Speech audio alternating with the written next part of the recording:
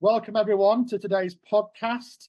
My name's Matt, Chief Exec here at the Education Showroom, and I'm delighted to introduce Mark Solomons to you today, who's our special podcast guest, and you're going to get to hear all about Mark's history and experience, and of course focusing on today's really important topic.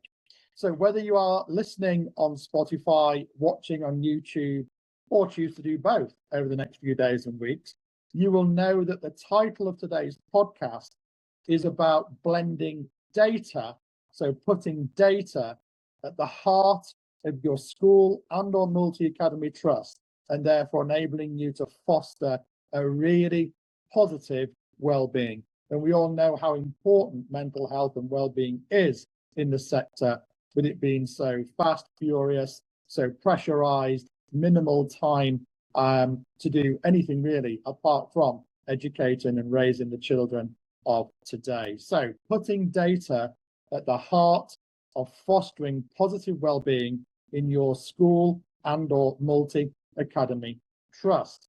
On that note, I'm delighted to introduce today's special guest, Mark. Welcome, Mark, and we'd love to hear a little bit about yourself, your background, and of course just a little bit about your organisation. Thanks, Matt, and good afternoon to everybody, or perhaps it's good morning, depending on when you're listening to this.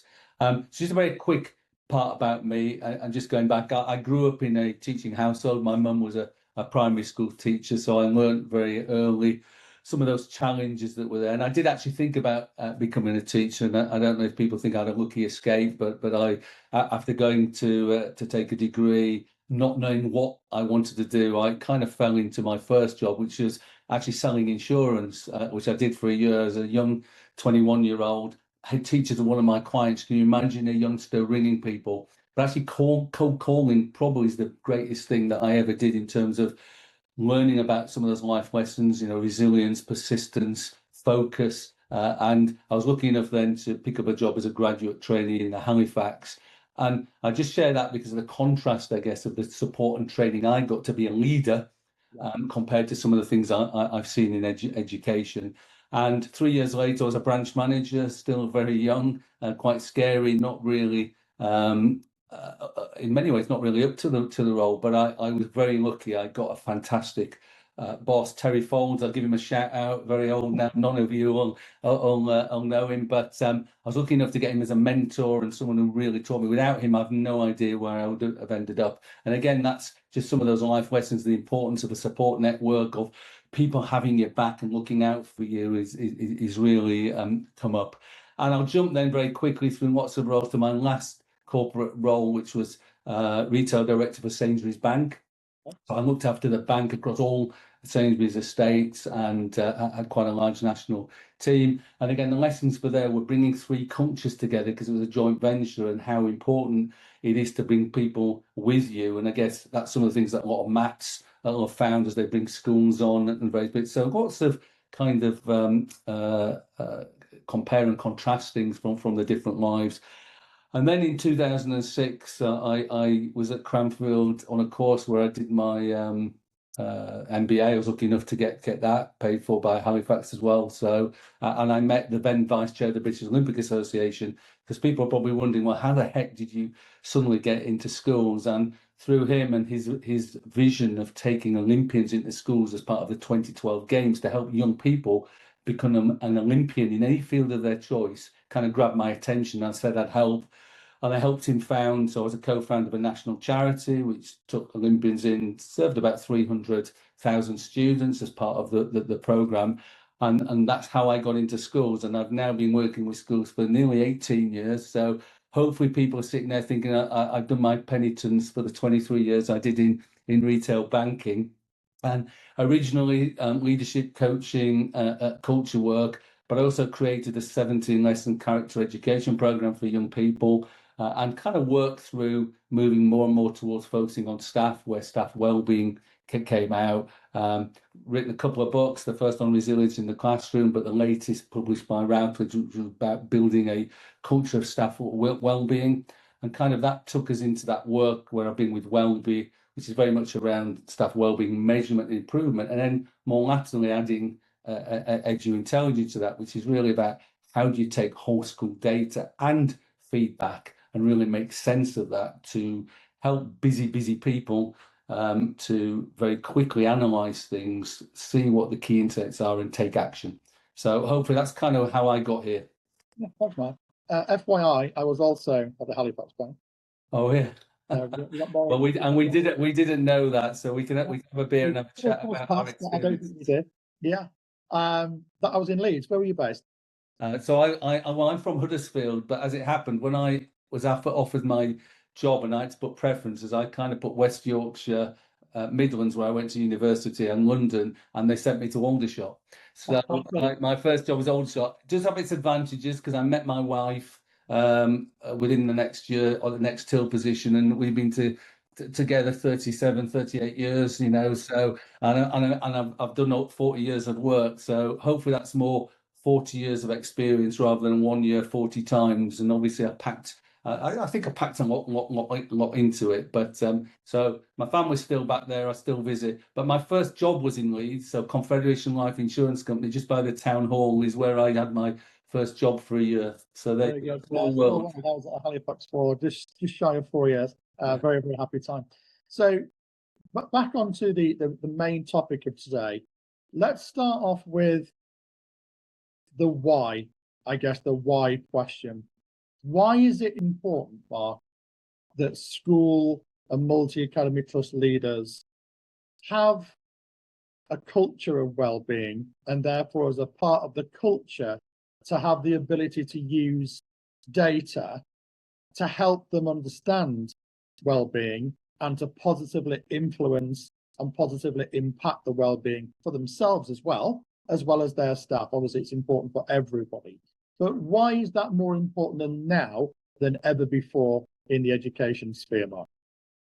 Well, let's start with that. I mean, it's always been important. It's been even more important because obviously of the pressures we're seeing from things that are happening in the world, cost of living, but also the worry that some people have from what's happening globally, right through to the financial pressures, which clearly is reducing capacity. And putting more and more on people.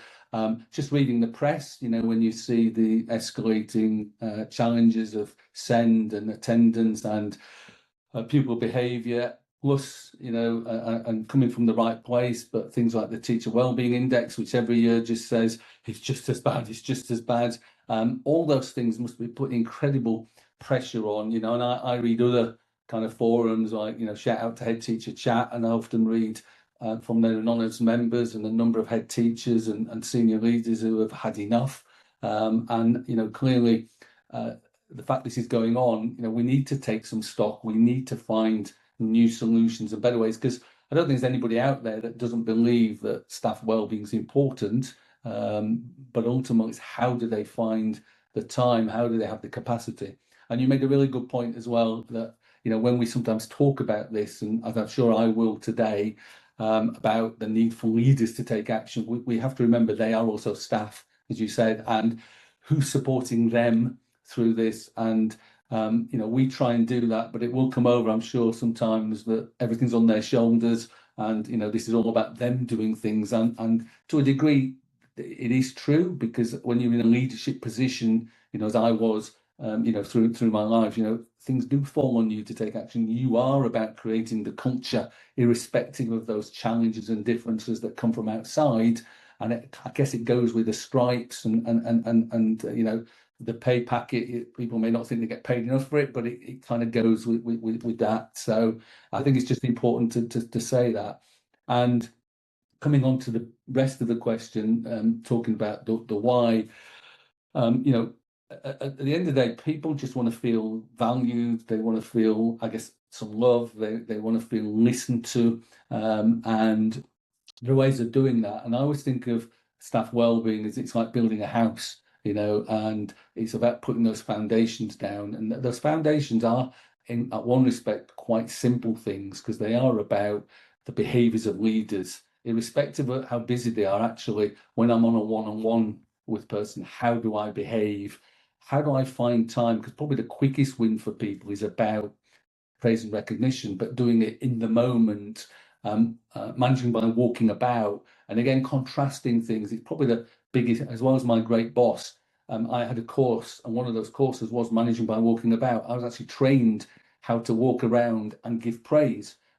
Not something I've seen, and it's something we kind of promote to our schools, but it's, a lot of people say they do it, but do they do it consistently? Or I had one head teacher of a really big school say to me, "This is really great because I know I do it, but I do it to the people I sit near or the people I regularly walk past. I don't go across my school or think about how do I make sure everyone's engaged, or do I include the rest of my team in it?" So if you think about that as putting the foundations down, cakes, yoga activities, all these, giving a well-being day, all these things, nothing necessarily wrong with them. But if you haven't got the basics done first, they're kind of pointless, because if I've had my well-being day off, but I really don't enjoy my job, when I come back, or I've had a nice cake and I've eaten it, and when I come back, what has changed? So for me, the focus has to be on sustainable change. And how do you know if you're that busy? So I'll give you the one tip there about that everybody can kind of do and focus in, and we've got resources and other things that we can share around those. But beyond that, when it comes to other things that people talk about, workload, student behaviour, parents, if you don't have the data telling you what's going on, if you don't know which people are really having the challenges, and on the reverse of that, who's doing really well, and can I share that practice around and get them to support others, then you're never going to find the time, or you're never going to focus on the right areas. Yeah, a couple of points for me, I think. Just in terms of context for the listeners of this podcast, over the last 3 years, at the end of every single month over the 3 years, myself and my colleagues, we analyse the inquiries we receive every single day and week, and therefore over that month, from school and multi-academy trust leaders. And every single month over the last 3 years, staff mental health and well-being has been within the top 5 every single month. Whether it's they are reacting to an issue, whether they're being proactive to understand and search for products, services, solutions proactively, again, which in turn can boost recruitment. It can reduce attrition. It can improve morale, motivation, all of those massive positives. But one of them that stands out for me, in addition to that, is you can't manage what you can't measure. You can't, if you don't measure it, you can't manage it. And I was going back to your kind of coaches and mentors through your career. I'm exceptionally fortunate that I've had 2 or 3 which really stand out to me. And they always used to say, "Matt, you can't make change if you don't understand through data in the first place." And when you and I were talking to prepare for today's webinar, that really kind of stood out for me, is if you can't measure it, you don't really understand it. And if you don't really understand it, you can't really influence it for the better and to optimize. And I think that those couple of things ties us nicely in and dovetails us nicely into how data can positively influence the well-being of a whole school. So what does that typically look like, Mark? So let's just role play it out. I'm a head teacher, or I'm a CEO of a multi-academy trust. How can data in this role play example help me understand, and therefore put strategies in place, tactics, and just general positive actions to drive and improve well-being? Well, I think one thing to recognise is early intervention is probably the most important thing, spotting trends, patterns early. So whether that's for staff, which we'll come back to, but also whether that's with students, because clearly I suspect in the other top 5, probably student mental health and well-being kind of comes into it. And we talk about these things in terms of the cost to the schools, and really we can all wait for the country to do something, or the government, because they should, because actually when you start to analyse some of the statistics, I've just been doing some research, and and one report puts the economic cost of some of these challenges for this country 500 billion as an example, or just on things like the mental health being 300 billion a year. Well, it's kind of dwarfs the figures Rachel Reeves is talking about for tax rises and budgets. So for us, We should be all doing something, but clearly we can't wait for the cavalry because it's affecting us every day. So it is what we do. So really it's saying what is the information that's going to help me identify where to focus.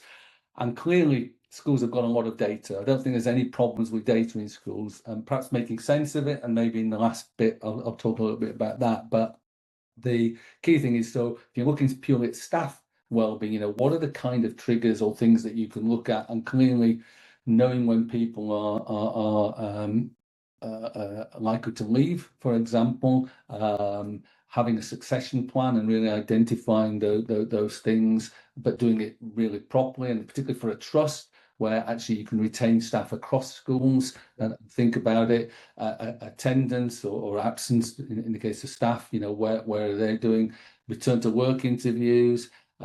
Big one we always promote, because people talk about exit interviews, which is fine, but it's a bit late in some ways, but you can still learn from them. But stay interviews, so identify from your key levers, go and talk to them about why are they still working for you, and what's going to make sure they're working for you in the next 5 years. And again, we've got some templates on things like that with questions that you can ask.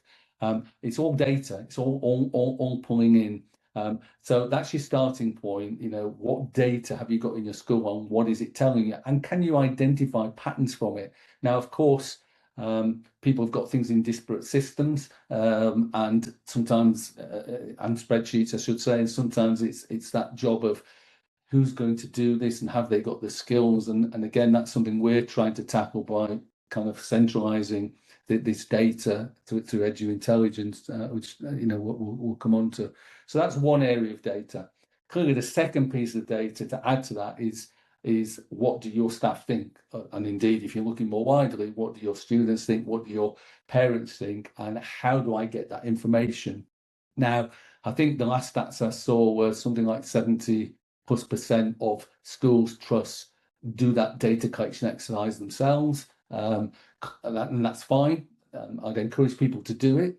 So if you're using forms, that it's better than not doing things and collecting it. Clearly that you do have a cost beyond money if you do those things yourself. And this isn't a plug for me, it's a plug for around people talk about workload, and the number of people we speak to who go, it takes me days to analyze this. And what tends to happen with a lot of surveys, and hopefully the listeners listening to us are different, but is that things lose momentum because you run the survey, you get the information, by the time you've had an analysis of it and you've started thinking about, well, what do we do? And then maybe if it's a trust, you're starting to cascade it and various other bits. It's kind of like 2-3 months have gone, everybody's kind of moved on into somewhere else. Staff are thinking, well, why haven't you shared anything? So one of the advantages, I guess, of doing it really well is how quickly can you get results? How can you get that data into insights and insights into action and actually deliver things?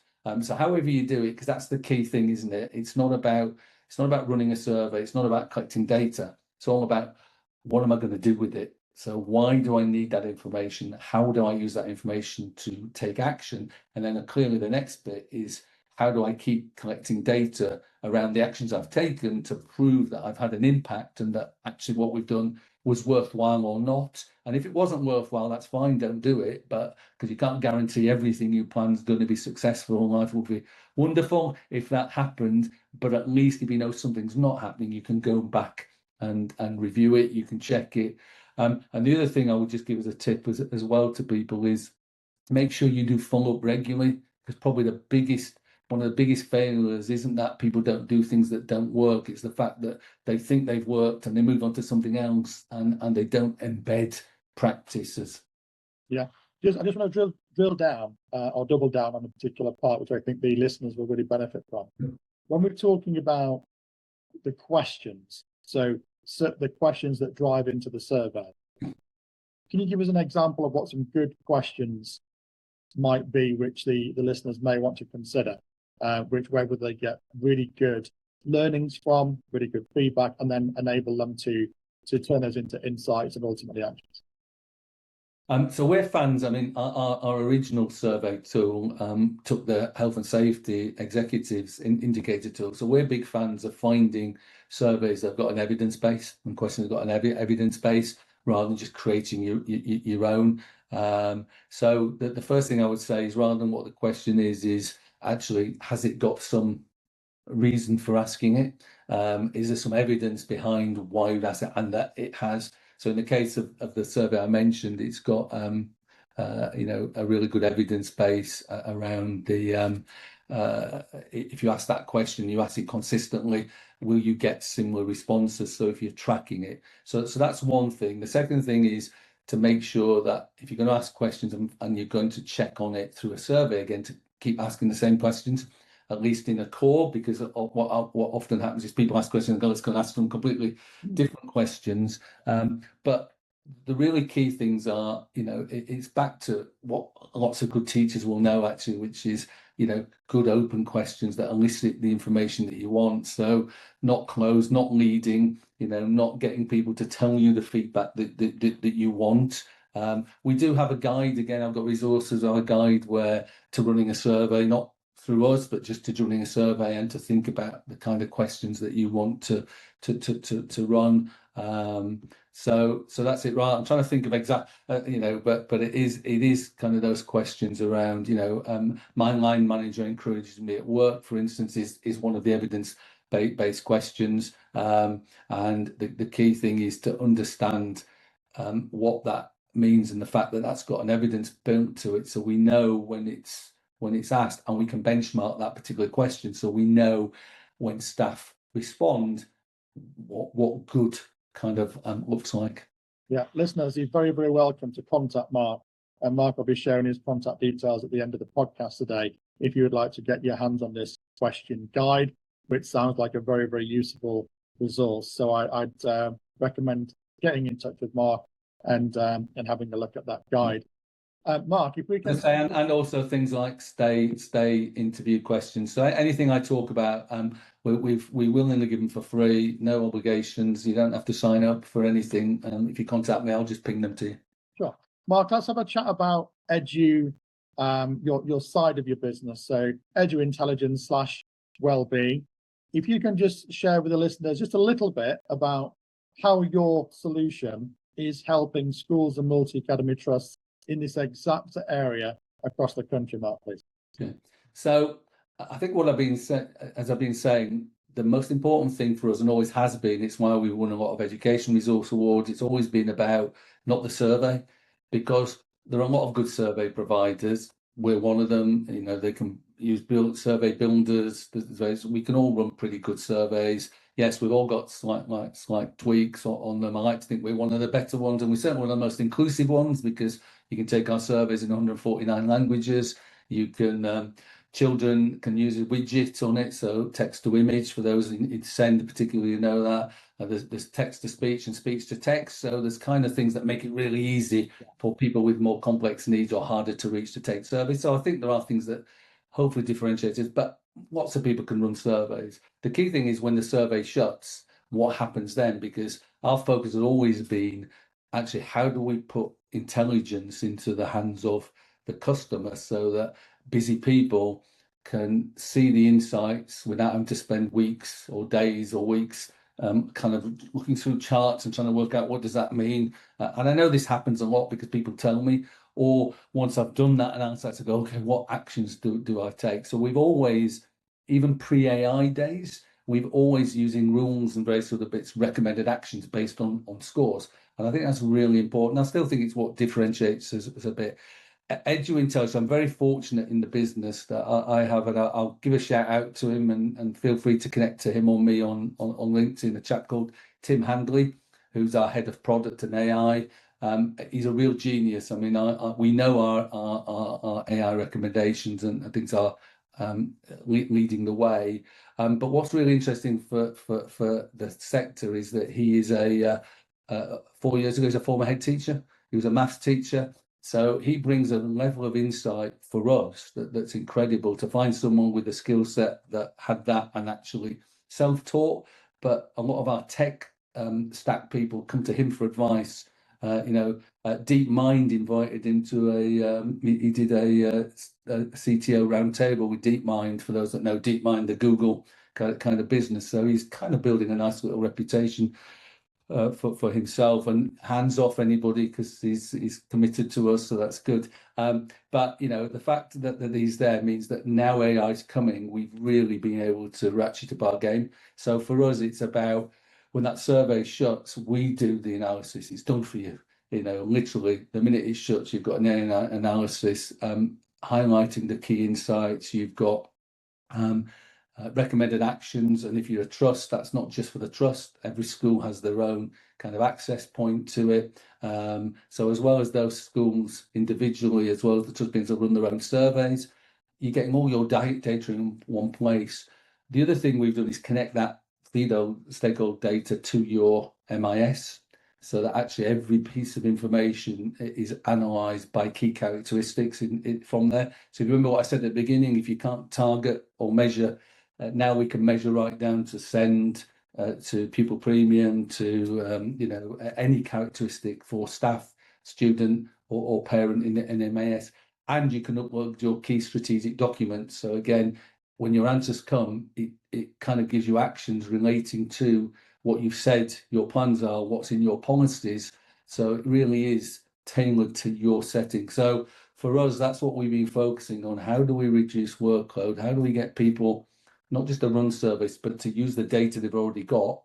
And how do we make it totally around their setting so that almost when it's shut, it's good to go? Now, of course, you can't take the human out of this. It's not the AI running your school. We're very proud about how our AI is done, particularly it's secure. It doesn't use your data to train, and we can meet all those. But clearly you are leading it. So, but the difference is it moves very quickly, the conversation from, I've done a survey, to, oh, here I've got some actions to look at. What steps should I take? And I think that's really, really, really beneficial. So that's where new intelligence comes in, that we've kind of said we're going to be the first people to connect school and trust data, and in a way that allows people to act. And we know in the right way. I won't shout them out yet, but we've been having some good conversations with key influencers, and we met someone yesterday who's very well known in this space from a trust, who exact words were, "I'm blown away." So more to come from that once I've written it up. But so I don't know if that's what you wanted, if that gives a good summary, or that was just the ramblings of a passionate CEO. I think it's very, very good and very clear. So thank you.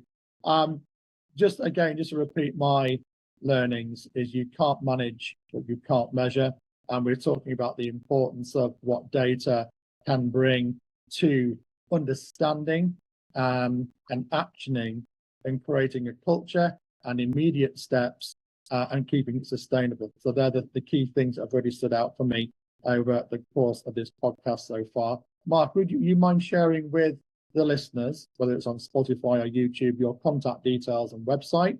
I'm sure there'll be a number of people that want to pick up this conversation and go deeper and longer. I'm sure there'll be some that would love to take you up on your offer of the guide in regards to the questions and the survey, and everything in between. Would you mind just sharing your contact details, Mark, please? Yeah, so come straight to me, because I'll feed them out if it's relevant for others, but I'm very happy to talk to people. So it's just my name, which you can see on my little screen there as well. So Mark Solomons at Welbee. Now, Welbee's only got one L, so it's WELBEE.co.uk. I guess it was from my marketing people thinking that nice balance and the two little eyes. The website to go to, though, if you're interested in the wider piece around the data collection as well as wellbeing, is Edu Intelligence. So it's edu-intelligence.ai, and that will kind of tell you a little bit more about what we're doing. Super. Thank you, Mark Solomons, for your time. Thank you for being our special guest today. Listeners and viewers, as I mentioned, you're very welcome to get in touch with Mark or one of his colleagues. Certainly, I would recommend you have a look at the survey guide for the questions. I think that would be a really, really great, interesting piece of value. I think that would be great. And thank you, as always, for listening. And as always, we'd love to hear what you would like us to focus on in forthcoming podcasts. So thank you, everybody. Yeah, thanks, Matt. Thanks for having me, and good luck, everybody. I hope it's been useful. Thank you, Mark.